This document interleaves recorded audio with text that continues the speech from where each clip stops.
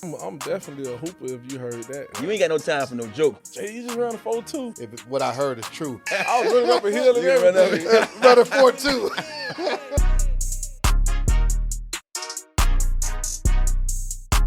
The Players Club is presented by Pepsi, the official soft drink of the Washington Commanders. Welcome into the Players Club. I'm London Fletcher, joined by Santana Moss and the dual threat out of the backfield, JD McKissic. oh, you are that guy. Nah, you that dude, man. You know, looking at your history, man. You grew up in Phoenix City, Alabama. Yeah. What? I promise you, I've never heard of Phoenix City. Me either. Is it close to Tuscaloosa? No, Or? we're close to Columbus, Georgia, Auburn, Alabama. Okay. Opelika, that area. Yeah. Okay. What was it like growing up in Phoenix City? It was just all football, man. You know, football. You know, it's not many people, so I'm family oriented. So, you know, I'm always with the fam. And like I said, just all ball, man. And staying out of trouble, trying to stay out of trouble. It's a lot of trouble down there, but, you know, I did a good job staying out of trouble, man. Question, man. So you said it was a lot of trouble in Phoenix City, Alabama. How was that? Kind of, because I remember, you know, those years of playing high school and, you know, growing up in a rough area. Football was like my outlet, but I never had the chance. I never worried about the stuff outside of football because football was always my thing. Was it a juggle for you, or was football always there before you can fool around and get in some of that trouble? No, my parents stayed on us, man. They knew what Phoenix City brought. Yeah. And they stayed on us to just stay out of the way, man. It was there though, because the city's so small. Yeah. That's all you had was trouble around you, but So it's pretty much easy for you not to even see the trouble, basically. Right. I stayed focused, man. I wanted to make it to the league some type of way. Yeah. So, you know, getting in trouble wasn't the way for me. Bingo. Yeah. So at an early age, you knew you wanted to play in the NFL.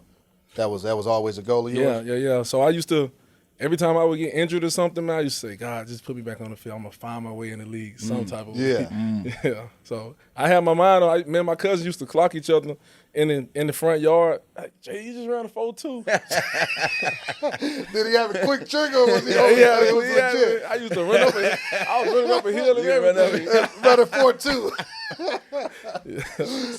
So far as position-wise, so was it always clear to you that you was going to be that skilled guy that you are now, or did you have one position in front of the other? Was you a receiver most of the time, or were you a running back? I was a running back and little. You know, everybody was running back and linebacker in the little. I love playing linebacker though, but you know, I was a running back and linebacker. I got to Central High School.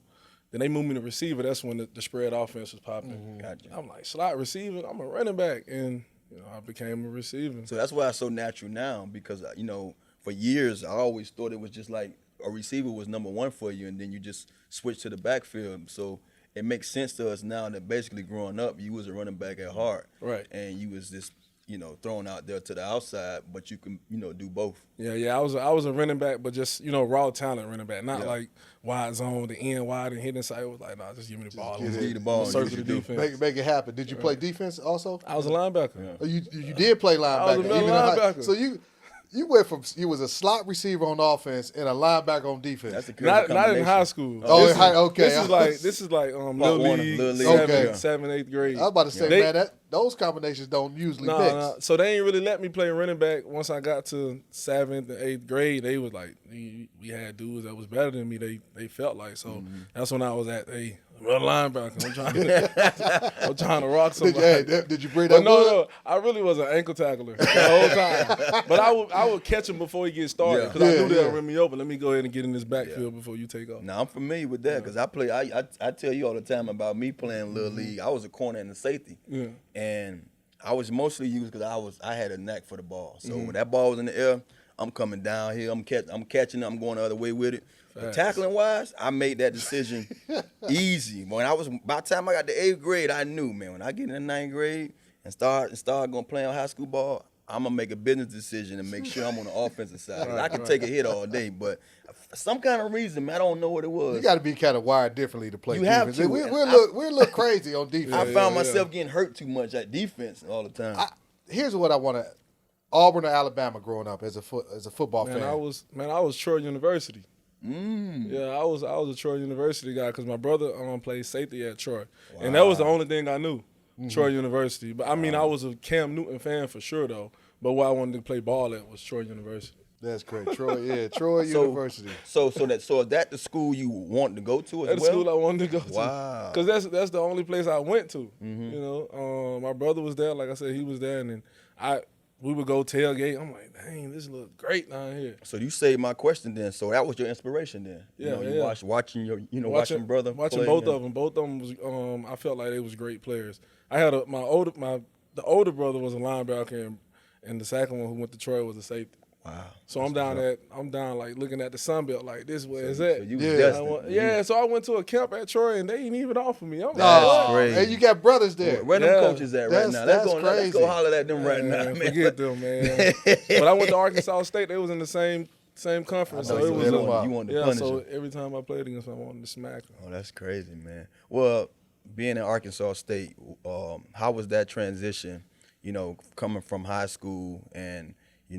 going to college? Was it a smooth transition for you to go in there and start off the bat, or did it take you a year or two to really get your feet wet before you became, who you were? It took. Well, no, I came in like raw. I came in making plays, but just learning the offense. We was doing we were doing signals at Central too. But when I got to A-State, I'm like, I got to learn some new signals. They giving me. I'm like, what is this? So when my brother red shirt, I'm like, it's okay to red shirt. Yeah. So when I got that red shirt, I had a guy named Dwayne Frampton in front of me, but he was pretty good. But I mean. If my number was called and they kind of, they was ready to redshirt me anyway, though, because they wanted to save me because he was one of those guys that ain't coming out the game. Yeah. Right. So I was cool with it. But it was cool, though, man. I was, like I said, raw talent out there and just working really hard, just trying to get better, going to the field by myself, working on my craft and asking the coach to come out and, what I need to get better at. It was all cool though, man. It wasn't too bad of a transition. Arkansas State was a great place for me to go though. Just being a small city, it didn't have much to offer me as far as what's going on outside of football. I was really just in the dialed in the room and playing the game and practice and go play basketball with the fellas, schoolwork and same thing over and over. Gotcha. You're speaking. You were dialed in as a youngster, dialed in college. Do you have any other hobbies? I've heard about one hobby. I want to see if what I heard is true. What's your hobby outside of football? I'm definitely a hooper. If you heard that. No, that ain't what I heard. No, That's I'm not a what I gamer heard. though. I'm on video games like game. crazy though. I'm on a video. What's you heard? I heard you something about you and cooking. I can really cook. See, I can cook. Well, I feel like I can cook when I eat it. Yesterday I cooked some turkey wings. Oh, for real? Soul food. You But ever it's straight cook for YouTube. any of the players? No, I told them boys I was gonna tell them to come over, but they like to make jokes. So if my food ain't good, they gonna clown me the whole time. I ain't got no time. Well, you got to bring them a sample in or something. We used to have those Thursdays where we brought in food like someone outside and For real? catered. Yeah. So on our Thursdays was like a day for the outside caterers, the running back room, the receiver room. We'll have somebody. We used to get people from Sweet Mango down in DC bringing Jamaican food up, man. So you got to give them a dish or something so they can try it or something. I mean, I don't know if y'all do that here, but no, that's cool. That's cool to do, but that's from a restaurant. You ain't got no time for no jokes. That's what I it ain't got is. no time. Man, like I'm a jokester, but I don't like when they just keep playing with me. You better eat that punk. I can see one of them boys. Hey, JD. I'm like, you say you can cook.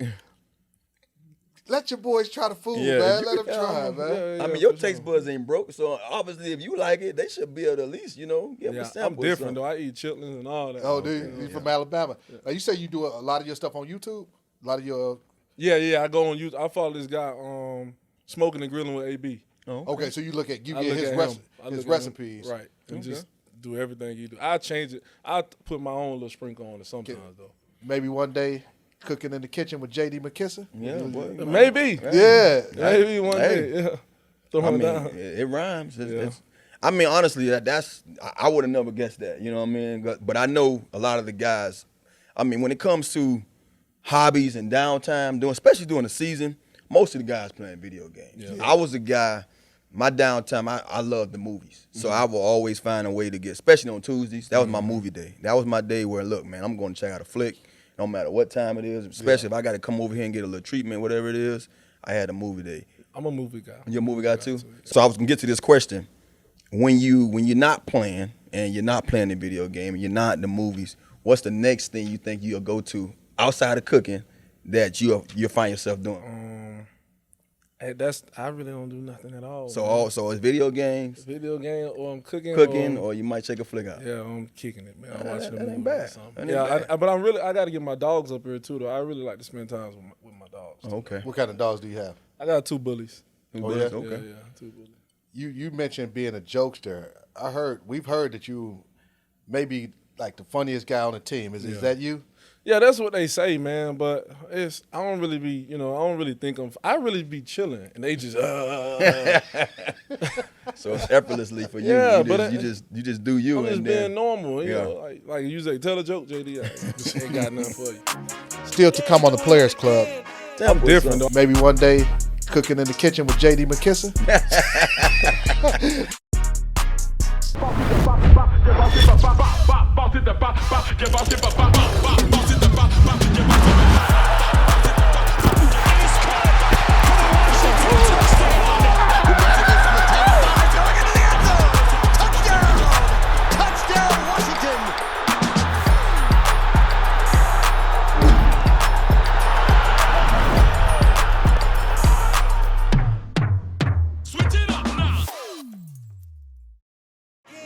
Time for the player profile presented by Pepsi, the official soft drink of the Washington Commanders.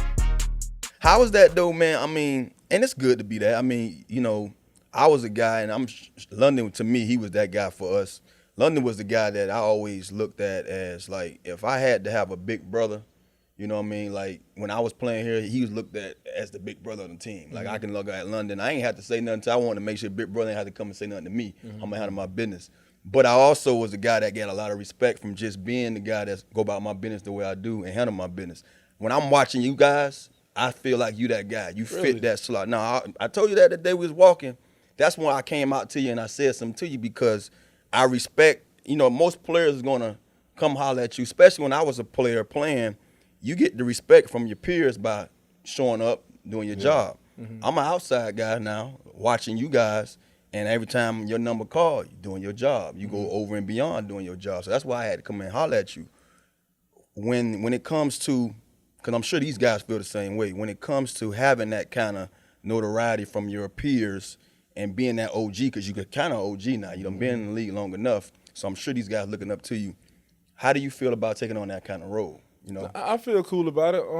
I'm not much of a guy who would get in front of the team and speak though. Yeah, me either. I wasn't that guy either. Yeah, so it's cool. I just understand that every day I go on the field, I gotta work my butt off. So because these guys watching, I can't go out there lacking because they may do it too. Yeah. I don't want them to think that this is the right thing to do. Yeah. So I go out there, I try to just put the work in, man, knowing that they watching, man, and if everybody working hard like that, man, we got some good going forward. Mm-hmm. What's it like in that running back room? You got yourself as a veteran, Williams. He's I don't know how many. Jay years. Will 7 too. So so y'all two are the veterans in the room, and then y'all got the rookie and B Rob and a little good mix of guys. What's that room like?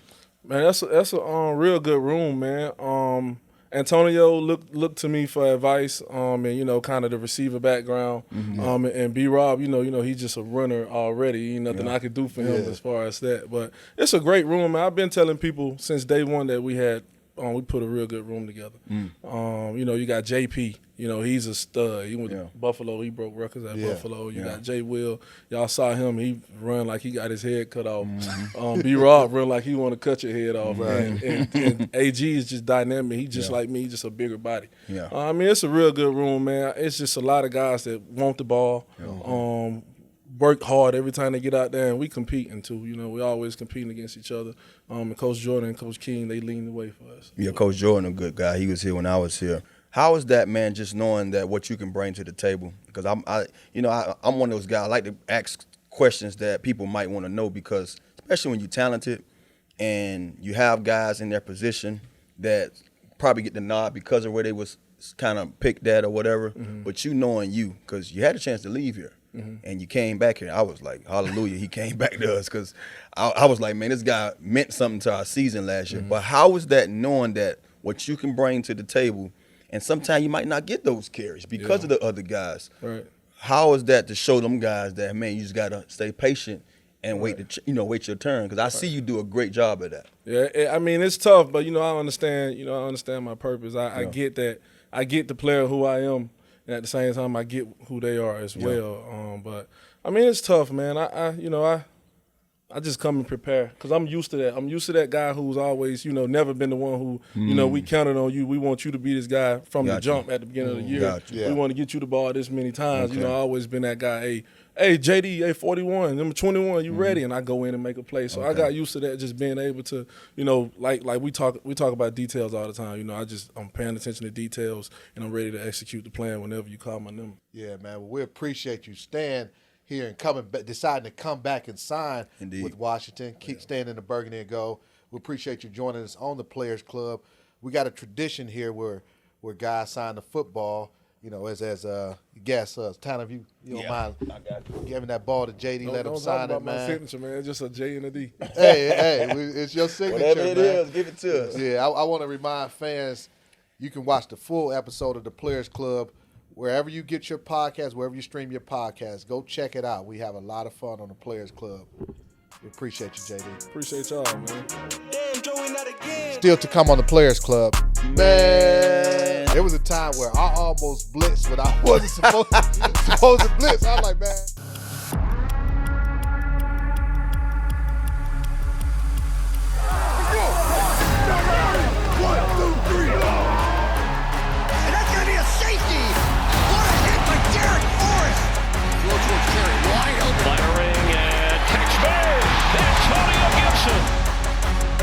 Go ahead and celebrate, Treadway. Daniel dives into the end zone. Touchdown!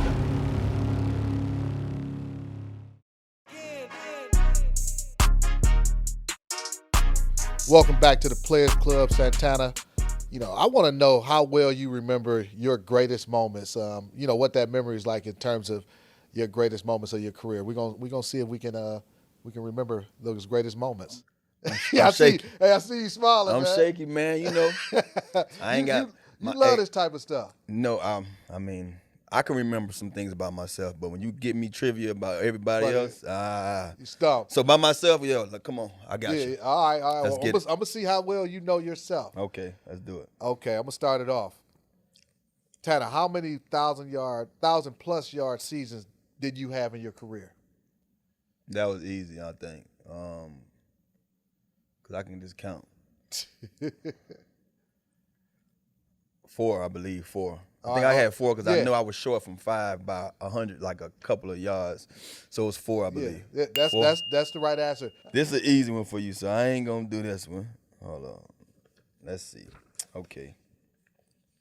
How many sacks did you record throughout your career? Oh man, I know this one. The reason I know this is 39. Yeah. And the reason I know it was 39 because my last game of my career, I knew going into the game, I needed one more sack to get to 40. And that's pretty significant for a linebacker in my position to have over 40 sacks. I would got over 20 interceptions. So I went into the game like, man, I get this sack, that'd be 40 in my career. There was a time where I almost blitzed when I wasn't supposed to blitz. I was like, man, this is my last game. What are they going to do? I'm retiring after this. Hey, London, I don't know, man. I'd have probably blitzed. Man, Tanner, the craziest part is we were playing the Giants in New York. Rocky McIntosh got a sack on a play he wasn't supposed to blitz. So when I saw him get that, I'm like, damn, I should have did that. So I know it's 39. I know you was a guy very honorable, and we can always count on you out to say, hey, better have my back on this one, boy, because I'm going. I'm shooting the gap. It took everything within me not to blitz when I wasn't supposed to. That's dope, though, man. I mean, honestly, I would rather go out that way knowing that I could have easily just said, screw what we designed. Yeah. But, hats off to you, man. Still 39 is that's a tall feat, man. Yeah. All right. Throw something at me hard. Let me see if I got my thinking cap on today. Okay, what opponent did you score your first TD against in 2002? Oh, that's simple. Yeah, I know that's kind of simple. You're going to remember the first one. Kansas City. Yeah. I don't know the guy's name. That's the only one. See, if y'all would have got me with that, I don't know who the guy is. I know he wore him a 42.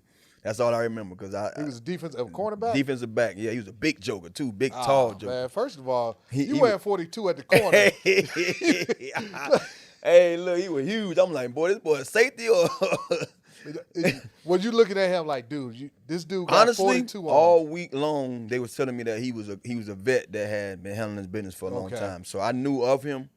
I just ain't know, I knew he couldn't run with me. I was a young pup. Was it Warfield? Might be Warfield. I think it was Warfield.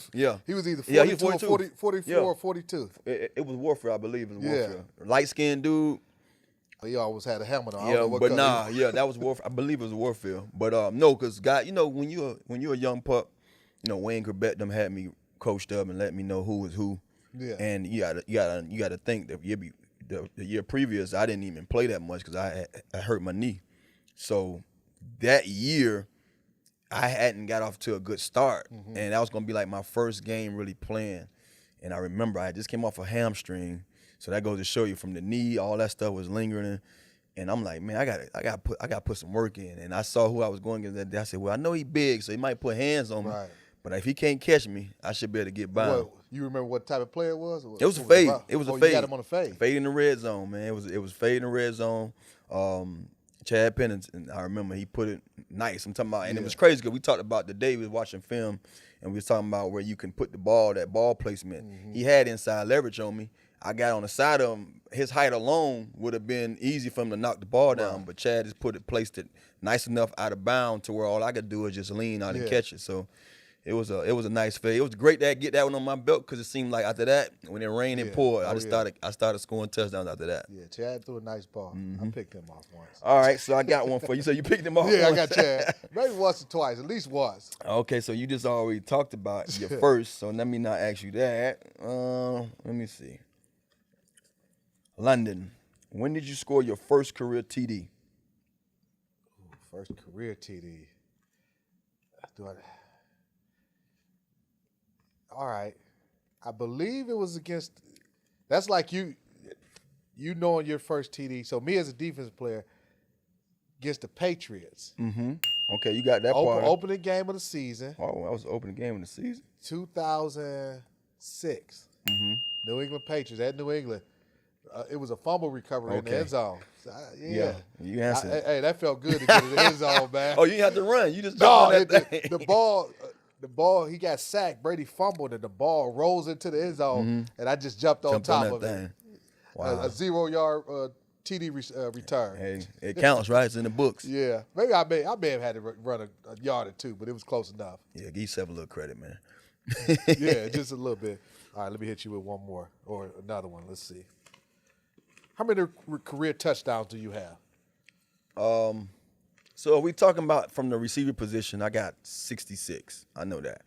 Total, I got 69. I got 3 punt returns. So, they don't like you got to give me everything. Yeah. You know what I'm saying? They be and if you really want to be technical, they don't add playoffs. How you don't add playoffs in that and we count playoff games? Because I know your career stats would be a lot different too when it comes to playoffs and all that stuff. So I've always had that was always a bone I wanted to pick with the NFL. Well, it's the same way in college, the same way. The only thing about it is you got some teams they are perennial playoff teams. Yeah. And you got some guys that, great players, but they never make it to the playoffs. So can you hold them or judge them? Yeah, you understand? If you just go off of, by the way, your answers were correct. 66 total touchdowns, but I know Julian Edelman, he would love for you to just say, hey. Yeah, just look at he'll be a Pro Bowl player. He'll be a shoe-in. He'll be a shoe-in Pro Bowl player if it was a playoff. I'm going to say Hall of Fame, yeah. London, how many consecutive games did you start in your career? I know this. Man, that thing right there so simple. 215. Yeah. 215. And it's an asterisk that should go next to that 215. It should be 241. And the reason I say it's an asterisk, we were playing a team, I think we were playing the Panthers, Carolina Panthers. Mm-hmm. They started the game off in the 4 wide receiver set.